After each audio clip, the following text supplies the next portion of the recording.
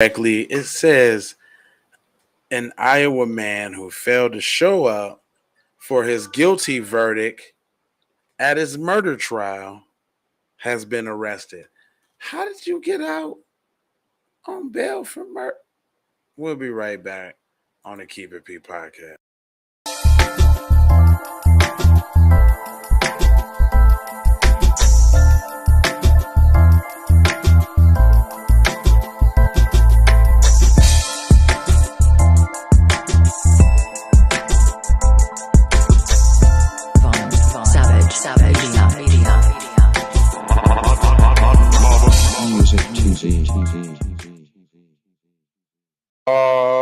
Yiggity. And we're back. So I just want to know, man, how does one how do you get off of probation or get out of jail when you like murder somebody? Is that white privilege at its finest? But it says an Iowa man who failed to show up for a guilty verdict at a murder trial has been found guilty and taken into custody, state officials announced on Sunday. In a brief statement, the Idaho Department of Public Safety thanked everyone. How y'all turn this into a rub my balls article for the police? Y'all obviously didn't do something right if y'all let them out. The statement did not provide any additional information about Showalter's arrest or how the authorities found him. The judge issued the warrant after Walters after he missed the reading of the jury verdict on Friday, according to the Ottumwa Courier. He was convicted of killing his wife, 60-year-old Helen Showalter. Showalter, 63, had been out on bail since August 2021 when the judge allowed him to post 10% of $250,000 bond as he attached his court hearing and wore a GPS monitor. So they let this man. The complexion for the protection and the neglection is phenomenal. I mean, you kill somebody and the judge says, you got, what was that? You got $25,000? If you got $25,000, I'll let you out right now. And they let him out with an ankle monitor on. Somebody who killed somebody. But Bill Cosby had to stay in jail forever, huh? He was just such a menace to society, huh? He had to stay in jail through the trial. No ankle monitor, nothing like that. He had to sit. I just want y'all to put it in context.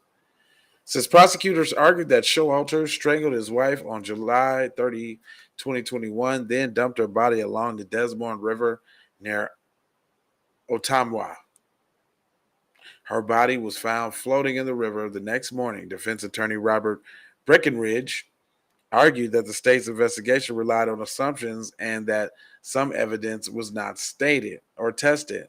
Jurors reached a verdict after 1 p.m. Friday, and Showalter's lawyer said he called his client and told him to come to the courthouse. When Showalter didn't arrive, the attorney contacted the judge as well as the officers who checked his home. While police searched for Showalter, the judge ordered that the verdict be read, citing that Iowa court rules in the case where the person on trial is involuntarily absent.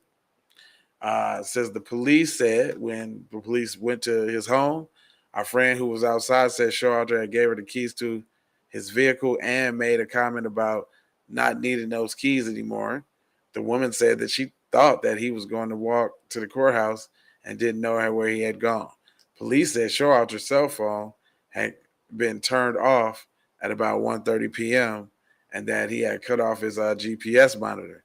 Showalter's sentencing hearing is scheduled for October 16th. In Iowa, first-degree murder carries a mandatory term of life imprisonment without the possibility of parole. Wow. In Iowa? Wow. Are they giving you the ringer in Iowa? That's your boy right there. That's your man's, though. He definitely looked like he strangled his wife. I wonder anyway, it doesn't matter. Let me know what y'all think about that in the comment section. And I have 4 words for you because I ain't going to hold you. I'm emoji, fold you, scold you about being on code. And I need you to like for the spike, subscribe if you're live, comment the vomit, and share if you dare if you're a real player on the platforms that we own, Jones. And just to bring it on home, love, peace, blessings, and aloha. Out the door, ha, for sure, ha. You already